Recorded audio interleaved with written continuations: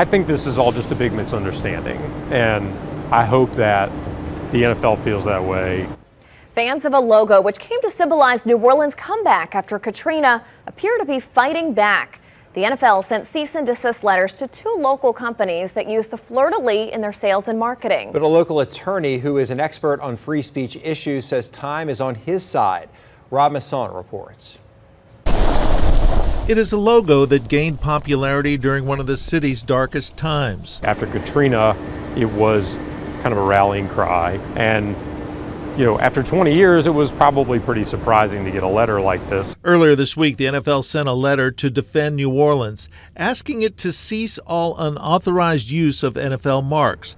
But D&O's attorney is fighting back, saying the NFL has no authority to block images of fleur-de-lis, which are different from the one used by the Saints. If they do bring it to a judge, I feel really confident that my client has been using this particular mark in commerce for 20 years.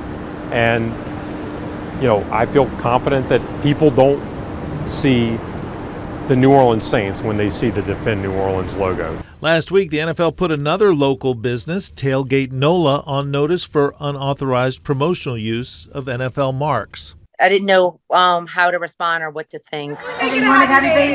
Tailgate NOLA raised $5,000 for Children's Hospital by raffling off Saints tickets, something which the NFL also says is illegal, as spelled out on the back of tickets. People just want to give to Children's Hospital, and why would you stop that? I just don't understand it over a logo. Tailgate NOLA has decided to stop the raffles and has discontinued logos which were too close to the one used by the Saints.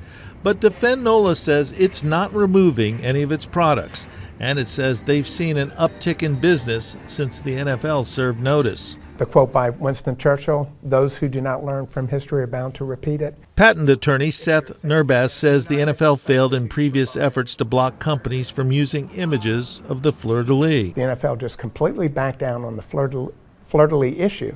That's because the fleur-de-lis is a symbol of the French monarchy. They had been using this for 20 years, and where was the NFL 20 years ago? Attorney Scott Sternberg questions just how far the NFL may be prepared to push this issue and suggests that artificial intelligence may be behind the entire effort. This may have been a situation where it came up in some kind of search software that the NFL has, and they're perfectly within their rights to be making sure that people aren't using their mark without a license. But this isn't that, and I think it's all just a big misunderstanding.